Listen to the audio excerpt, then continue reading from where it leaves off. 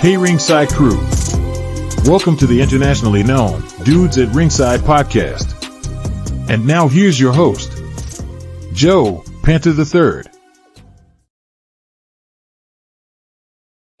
Hello there, wrestling fans. Welcome to another episode in the middle of Spooky Wrestling Month of the internationally known Dudes at Ringside podcast. I am Joe Panther the Third, and today joining me is a young lady that is blazing the trail for herself on the independent wrestling scene on the West Coast. Because I'm an East Coaster, why not have a West Coaster on here? Let's give a warm Dudes at Ringside podcast welcome to Salem Starr. Oh, I see it. What's going on, Miss Starr? How are you doing today? Hi, good. How are you? Awesome. So, if my internationally known audience, Lilith, is not familiar with you, and why would they not be? Introduce yourself. Well, my name is Lilith. I've only been wrestling for about a year now, mainly in the SoCal scene, but I'm hoping to expand. I recently moved to Vegas, so I'm hoping to start wrestling out here more often. Um, yeah. Awesome. So, who trained you? I've trained all over. I started training at Knox, and then I moved to Santino's, and then I went to NPW, and now I'm just doing some private training. Awesome. Yeah. So, what what kind of advice or what kind of words of wisdom did the Santino Bros give you to give birth to this awesome character of Miss Starr? Like, was it anything they said or something you saw like in a movie, or is it something you just imagined of this character? Well, this character, I wanted to be a wrestler since I was a kid, and I always knew I wanted to paint my face because I just loved Jeff Hardy. And I also have just always been into like heavy metal music, and people like Marilyn Manson is like a huge influence of mine. So just like I don't know, I've always been into people like and like the Undertaker, just like people who like just are almost like fictional. I've just always been really drawn to that. So I always knew that when I became a wrestler myself, like I wanted to have that kind of fictional characteristic and paint my face and wear contacts and have kind of like, a different look to myself. So as soon as I started wrestling, I started playing around with makeup and figuring that out for myself. Awesome. Like, do you always do your makeup the same way at shows, or is it like different every show, every event you go to? I've been messing around with it a little bit. If you look on my Instagram, my makeup's been evolving from like different styles, and then recently I've been doing like just different stuff with my like eyeliner. Like today, I'm doing like spiderwebby stuff with my eyes. From the past few shows, I've been doing like blood red stuff and like a little cross on my forehead. So that's been like matching my gear. So I try and like change it up and make it different, especially for like spooky season. I want to do like spooky looks. So yeah, I try and like make it a little bit different, but I try and keep the same like um, general look now that I've kind of settled on like, okay, this is how I like to do my eyebrows. This is how I like to do like my eye shape so that I can have like a branded like look to myself so that if people wanted to like, oh, I want to like do my makeup like that when I go to one of her shows so that they can like, or like, put my face on like merchandise or do this or that and the other so that, that's my brand, my face, but then still like, keep it exciting. Awesome. Like, you just had a show.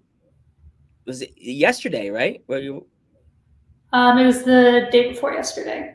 Yeah, so what is it like the day of a show? Do you have to like pick out the gear you're wearing like the night before, or do you have it all lined up in the closet? You're like, I'm gonna wear this shirt, this bustier with these leggings, or do you have like do you switch it up all the time differently, different looks?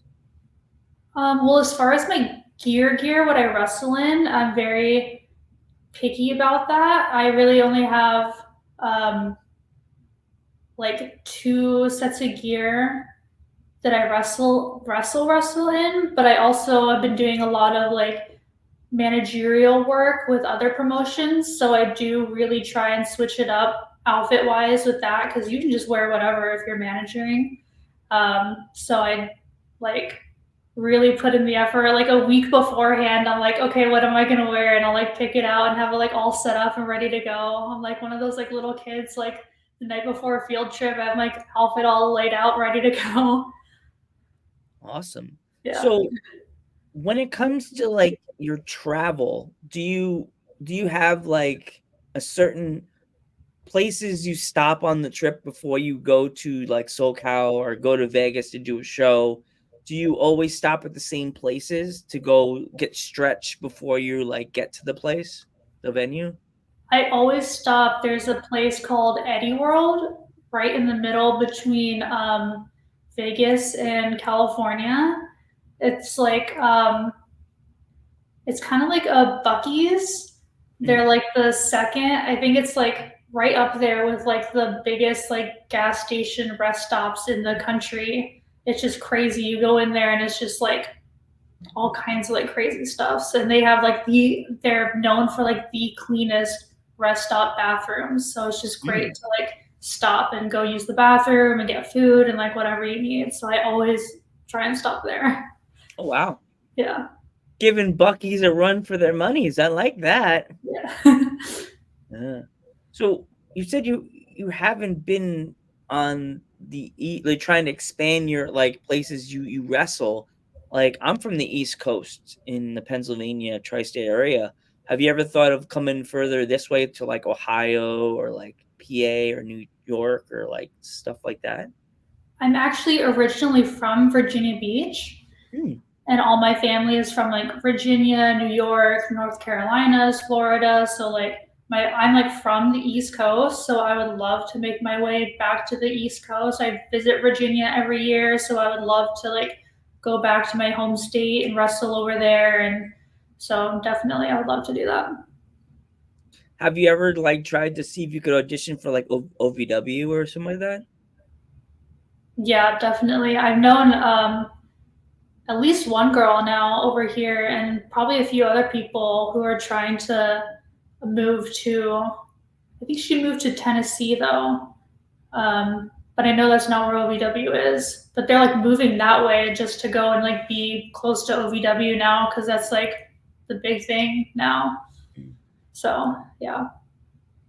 So like is there any matches that you definitely have if like a promoter came up to you and say I want to have you do like a hardcore match tonight, is that in your like wheelhouse or do you not do any matches like that? I haven't done any hardcore or death matches, but I really, really want to. Like I've been trying to like reach out and like find places. Um, yeah, I'm trying. So if anybody knows anything, like please tell me because like I really want to do a death match like so bad. Well, I did interview Mickey Knuckles this year. So Oh, like I've seen her. I really enjoy her matches. I've seen her live. there was a clip that she just I was able to show this clip tonight now. You'd be like, she did a thing on a scaffold with another wrestler and she fell into a thing of like light tubes and fireworks went off on each end and I immediately messaged her. I'm like, oh my god, Mickey, are you okay? Like, Papa Panther watched it and he was not impressed. He was like, what the heck? I was like, no. Wrestling. Like, so when you do your matches, do you have like a special like you have like a special thing you do like with every opponent? Is there like any different things you train like when different opponents you try to approach them differently with the match? Um, I guess so. I mean, there's always things to keep in mind, like height and weight wise. But I don't think that there's like too much of a discrepancy as much as there is with like men's matches. Because like with men's matches, you'll see people like, you know, Rey Mysterio and then like Andre the Giant. But like with women, I feel like we've kind of all been generally like the same height and size. So not too much different. Maybe like character wise approaching it differently, but I mean, I've just been trying to figure out my own stuff really. So I've been trying just different things in every match myself. Just trying to get comfortable with my own wrestling and my own character. So I've just really been trying to just figure things out and feel it out every match. So, like, what would you say, since we're in the middle of Spooky Wrestling Month? What would you say that would be like your top 5 favorite scary movies of all time to just watch and just, it doesn't have to be, you could say everything from, like, you could see your favorite scary movies. What would be your favorite? I love the Evil Dead franchise. That's like my top favorite scary movies.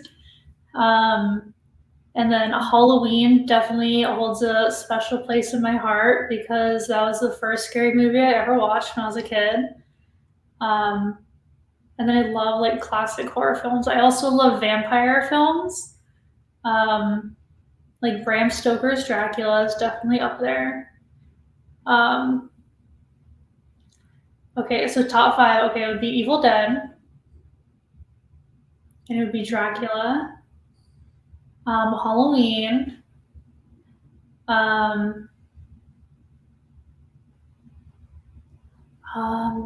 What's that movie called? Dead Alive. Have you seen Dead Alive? No, is that on Hulu or Netflix or anything? Dead Alive. I've never seen that one. I think it's on Amazon now. It's like this Australian. It's kind of like Evil Dead. Okay. It's like this like Australian like 80s movies. It's like super niche. I don't know. But okay, what's the last one? Let me go with another classic one. Let me go with another vampire one. Oh, I'm gonna say Queen of the Damned because of the soundtrack alone. Wait, was that the one with Aaliyah? Yes. God rest her soul. Mama, you left this too soon. There could have been a sequel. You know, really sad the Aaliyah story. Oh my gosh.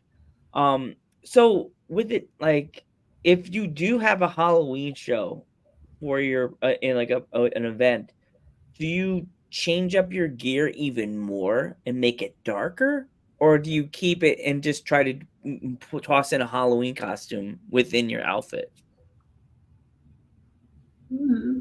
That's a good question. Because I haven't done like this is my first like year of doing wrestling during Halloween. So I mean, like I said, I only have 2 like gear sets. I think I would really just go for it like with the makeup, like go all out more with the makeup wise. It's a good question. I should try and incorporate like costumey stuff. I could see you do, because you said you like Dracula. I could see you doing like the old school Dracula, like get it like a cape and make it like those long capes, but then make it look feminine and make it look like old school. So get yourself a little collar, make it a short collar. Yeah. So if you want to make it with a bustier, make it a red, or find a pink, black and pink cape and stuff like that. Floof up your hair a little more, or keep it the way it is, and just make the bottom, make it a dress, and then you rip the dress off, and it can be the pants. You know what I mean? To wrestle in. Oh, be hot. You gotta take pictures. If you do that, tell them Joe Panther gave me the idea. I'll be like, Joe, what the hell? I failed. Couldn't find a match. Even Amazon didn't have capes, Joe. Really? Like, yeah. So, do you have any stories from the ring? Stories from the ring.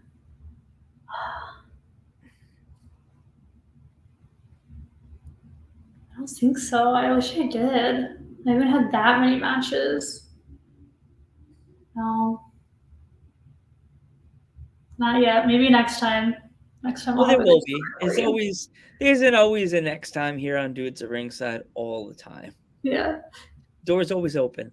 The door is always there. You just knock and knock 3 times to see if Joe's available, Yeah. or you just say my name and I'll appear. So if my fans want to follow you on social media, how can they find you? I'm mostly active on Instagram. My Instagram is Starr, Starr _strikes. Awesome. If they want to follow, they want to purchase like your 8x10s or anything of yours, where can they find it? Those will mostly just be live at shows. I haven't set up anything online yet. I have been asked about that though, so I might probably look into doing something like that. But right now, it's just live at shows. All right. Before we go, if there was any kids that had any aspirations in joining the wrestling business like you did, what kind of advice would you have for them? I would say start young, as much as like maybe the parents don't want to like hear stuff like that. Like when I started, there was a girl in my class who was like 13 years old.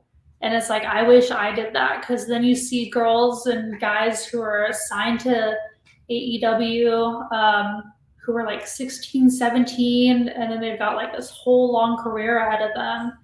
And like, I think that's really the way to do it. Like, start young, um, work hard, don't let people get to you, because there's going to be a lot of people who are jealous and just are not very nice. And wrestling's hard. It's harder mentally than it is physically, surprisingly. So you just have to have strong mentality and just, work really hard at it.